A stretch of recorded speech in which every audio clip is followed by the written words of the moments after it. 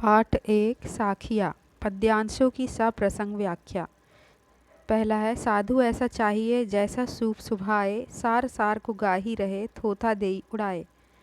प्रसंग है, प्रस्तुत दोहा हमारी पाठ्य पुस्तक वासंती हिंदी सामान्य में संकलित तथा महात्मा कबीरदास विरचित साखियाँ शीर्षक से है। इसमें कबीरदास ने सज्जनों के स्वभाव को बताने का प्रयास किया है। पहले पद की व्याख्या है। कबीरदास जी का कहना है कि सज्जनों का स्वभाव सूप की तरह होना चाहिए। दूसरे शब्दों में सज्जन का स्वभाव अच्छी अच्छी बातों को ग्रहण करने वाला और व्यर्थ की बातों को छोड़ देने वाला होना चाहिए। इस प्रकार उनका स्वभाव सूप की तरह होना चाहिए जो तत्व की वस्तुओं को ग्रहण करके व्यर्थ की वस्तुओं को छोड़ देता है। इस व्याख्या में और इस पद में हमने देखा इसमें विशेष दिया गया है। पहला है, सज्जनों के स्वभाव का महत्वांकन किया गया है। दूसरा दोहा छंद है। तीसरा है भाषा सदुक्कड़ी है। पद नंबर 2, साधु भूखा भाव का धन का भूखा नाही, धन का भूखा जो फिरे सो तो साधु नाही। प्रसंग पूर्वत ही रहेगा। इसमें कबीरदास ने सज्जनों की चाह को बताने का प्रयास किया है। व्याख्या है, कबीरदास जी का कहना है कि सज्जन बड़े ही सरल और सीधे होते हैं। यही नहीं, वे किसी प्रकार से लोभी और धन सुख की इच्छा तनते। वे केवल सच्चे और अच्छे भावों को ही चाहते हैं, बुरे भावों से नफरत करते हैं। इस प्रकार वे किसी प्रकार के धन और सुख की तनिक भी इच्छा न करके अच्छे भावों को ही महत्व देते हैं। यही कारण है कि धन सुख की इच्छा न रखने वाले सज्जन सज्जन होते हैं और जो धन सुख की इच्छा रखते हैं वे सज्जन नहीं दुर्जन होते हैं। पद नंबर 2 का विशेष देखेंगे। पहला है भाषा सदुक्कड़ी है। दूसरा दोहा छंद है। तीसरा सज्जनों के सरल और निर्लोभी स्वभाव का उल्लेख है। पद नंबर 3, वृक्ष कबहै नहीं फल भके, नदी न संचय नीर, परमारथ के कारणे साधुन धरा शरीर। शब्दार्थ अब देख लीजिए। प्रसंग पूर्ववत ही रहेगा। इसमें कबीरदास ने सज्जनों के जीवन के उद्देश्य को बताने का प्रयास किया है। व्याख्या है, कबीरदास जी का कहना है कि जिस प्रकार वृक्ष अपने फल को स्वयं न खाकर दूसरों को ही खाने के लिए प्रदान करता है, नदी अपने जल का संग्रह करके अपने पास नहीं रखती अपितु उसे दूसरों को पीने के लिए प्रदान करती है, ठीक उसी प्रकार से सज्जन अपने लिए ही जीवित नहीं रहते अपितु ये दूसरों की भलाई के लिए जीवित रहते हैं। पद नंबर 3 में विशेष है। भाषा सदुक्कड़ी भाषा है। दूसरा दोहा छंद है। तीसरा सज्जनों को परोपकारी सिद्ध किया गया है। पद नंबर 4, झूठे सुख को सुख कहे, मानत है मनमोद, जगत चबैना काल का, कुछ मुख में कुछ गोद। शब्दार्थ है, मोद प्रसन्नता जगत संसार। प्रसंग पूर्ववत ही रहेगा। इसमें कबीरदास ने सांसारिक सुख को झूठा और क्षणिक सुख बतलाने का प्रयास किया है। व्याख्या है, कबीरदास जी का कहना है कि मनुष्य अपनी अज्ञानता के कारण सांसारिक सुख को सच्चा सुख मानकर फूले नहीं समाता है। उसे यह बिल्कुल ही ज्ञान नहीं होता कि यह सांसारिक सुख झूठा और क्षणिक है। इस प्रकार वह अपनी अज्ञानता के कारण यह नहीं समझ पाता कि यह सारा संसार काल यानी मृत्यु का चबैना है, जिसमें वह कुछ अपने मुंह में ले लिया और कुछ गोद में, बाद में चबाने अर्थात खाने के लिए रखा। पद नंबर 4 में विशेष है। पहला है सांसारिक सुख को झूठा और क्षणिक कहा गया है। दूसरा है मन मोद में अनुप्रास अलंकार है। तीसरा है उपदेशात्मक शैली है। पद नंबर 5, पानी केरा बुदबुदा अस मानुष की जात, देखत ही छिपी जावेगी ज्यों तारा प्रभात। शब्दार्थ है, केरा के अर्थात बुदबुदा का बुलबुला, अस का सम्मान, जात का जाति, छिपी का समाप्त, ज्यों का जैसे, जिस प्रकार। प्रभात का है प्रभात भोर। प्रसंग जो है वो पूर्वत ही रहेगा। कबीरदास ने मनुष्य के जीवन को पानी के बुलबुले के समान ही क्षणभंगुर बताने का प्रयास किया है। व्याख्या है, कबीरदास का कहना है कि मनुष्य का जीवन पानी के बुलबुले के समान ही क्षणभंगुर और अनिश्चित है। वह कब तक है और कब तक नहीं, यह कुछ भी नहीं कहा जा सकता। ऐसा इसलिए कि वह देखते देखते वैसे ही समाप्त हो जाता है जैसे भोर का तारा देखते देखते छिप जाता है। इसलिए मनुष्य को अपने इस क्षणभंगुर जीवन की सच्चाई को समझकर इतराना इठलाना नहीं चाहिए। पद 5 में अब हम विशेष देखते हैं। पहला है उपमा अलंकार। पानी के बुलबुले और भोर के तारे से मनुष्य के जीवन की क्षणभंगुरता की उपमा दी गई है। दूसरा है दोहा छंद है। तीसरा है शांत रस है। पद नंबर 6, रात गवाई सोए करी दिवस गवायो खाए, हीरा जन्म अमोल था कौड़ी बदले जाए। शब्दार्थ है गवाई अर्थात बिताई, सोए का सोकर, करी का करके, दिवस का दिन, खाए का खाकर, जन्म का जन्म, अमोल का अनमोल अमूल्य, जाए का बिता दिया। प्रसंग पूर्वत ही रहेगा। इसमें कबीरदास ने मनुष्य को व्यर्थ में ही जीवन बिताने के प्रति फटकार लगाई है। व्याख्या कबीरदास जी का कहना है कि मनुष्य अपनी अज्ञानता के कारण रात को सोकर और दिन को खा पीकर बिता देता है। इस प्रकार वह हीरे जैसे अमूल्य जीवन को कौड़ी के समान व्यर्थ में ही बिता देता है। अब इस 6 पद का विशेष देखते हैं। पहला है भाषा सदुक्कड़ी शब्दों की है। दूसरा है शैली उपदेशात्मक है। तीसरा दोहा छंद है।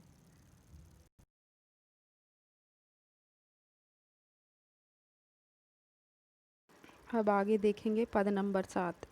आज कहे कल भजूंगा, काल कहे फिर काल, आज कल के करत ही अवसर जासी चाल। शब्दार्थ है भजूंगा का भजन करूंगा, काल का है कल, अवसर का है अवसर और मौका।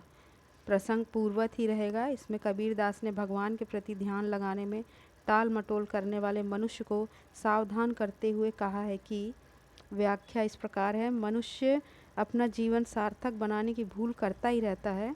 खास तौर से वह ईश्वर के प्रति ध्यान और चिंतन करने में टाल मटोल करता रहता है। वह ईश्वर भजन करने के विषय में इस प्रकार टाल मटोल करता है कि आज कहता है कल अवश्य ईश्वर का ध्यान करूँगा, कल को वह फिर कल पर टाल देता है। इस प्रकार वह आज कल का टाल मटोल करके अपने सुनहले अवसर को खो देता है। पद नंबर 7 में विशेष है। पहला है भाषा सरल और सुबोध है, शैली उपदेशात्मक है। तीसरा है कहे कल व काल कहे में अनुप्रास अलंकार है। पद 8 है अच्छे दिन पाछे गए गुरु से कियो ना हेत, अब पछतावा क्या करें चिड़िया चुग गई खेत। शब्दार्थ है पाछे का है पीछे, हेत का है मेल और प्रेम, और चुग गई का है खा गई। प्रसंग पूर्वत ही रहेगा। इसमें कबीरदास ने मनुष्य द्वारा अपने सुनहले समय का सदुपयोग न करके पश्चाताप करने के प्रति फटकारा है। व्याख्या है कबीरदास जी का कहना है कि हे मनुष्य, गुरु के प्रति श्रद्धा और भक्ति भाव करने का जो अच्छा समय था उसे तुमने यूं ही खो दिया है। अब तो तुम्हारे चारों ओर से बुरे दिन आ गए हैं। इससे अब गुरु के प्रति श्रद्धा और भक्ति भाव नहीं कर पाने से तुम बार बार पश्चाताप कर रहे हो। इससे तुम्हें कोई लाभ नहीं होगा। तुम्हारा बार बार पश्चाताप करना उसी प्रकार व्यर्थ है जिस प्रकार चिड़ियों के द्वारा खेत चुग जाने पर किसान बार बार पश्चाताप करता है। पद नंबर 7 में विशेष है। भाषा सरल है, शैली उपदेशात्मक है। चिड़िया चुग में अनुप्रास अलंकार है। पद नंबर 9, माटी कहे कुम्हार को तू क्या रोंदे मोही, एक दिन ऐसा होएगा मैं रोंदूंगी तो ही। यहाँ दूंगी लिखा हुआ है, उसकी जगह है रोंदूंगी।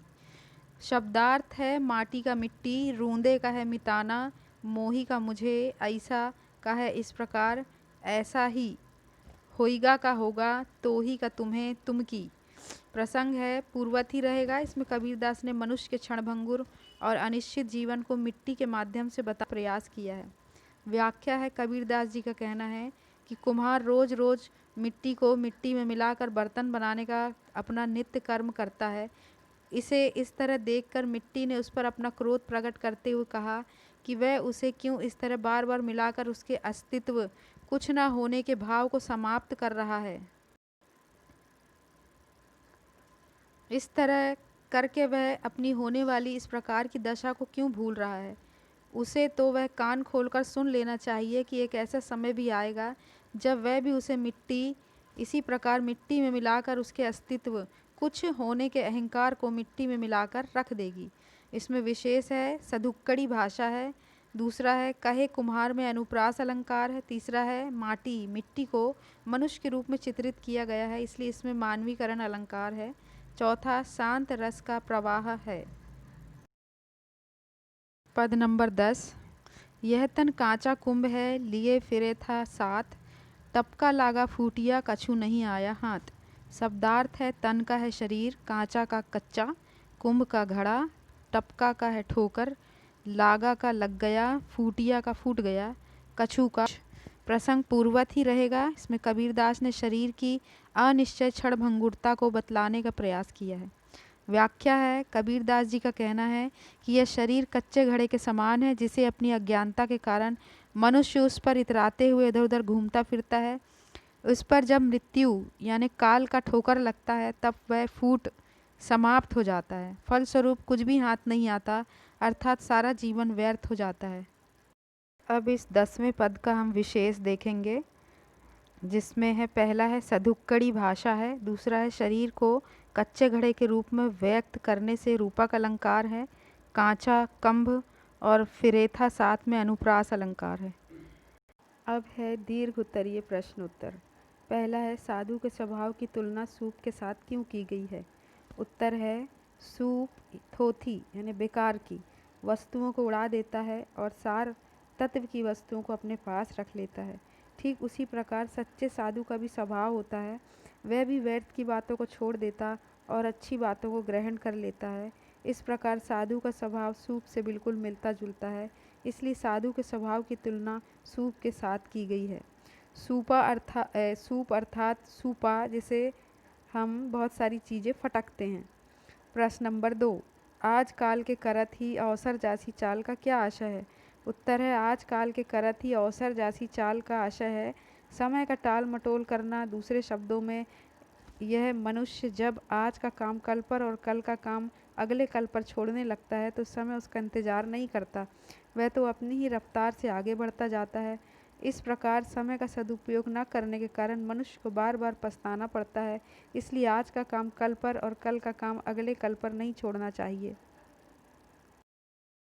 प्रश्न नंबर 3 है, एक दिन ऐसा होएगा मैं सेदूंगी तो ही कहकर माटी ने कुम्हार को क्या चेतावनी दी है? उत्तर है, एक दिन ऐसा होएगा मैं रूंदूंगी तो ही कहकर माटी ने कुम्हार को यह चेतावनी दी है कि समय हमेशा एक समान नहीं रहता, इसलिए किसी को अपनी ताकत पर इतराना नहीं चाहिए, अपनी ताकत के सामने किसी को कमज़ोर नहीं समझना चाहिए। समय के बदलते हुए कमज़ोर से कमज़ोर भी शक्तिशाली को शक्ति विहीन कर देते हैं। अगला प्रश्न है प्रश्न नंबर 4, शरीर को कच्चा घड़ा क्यों कहा गया है? उत्तर है, शरीर को कच्चा घड़ा कहा गया है यह इसलिए कि दोनों ही लगभग एक समान होते हैं।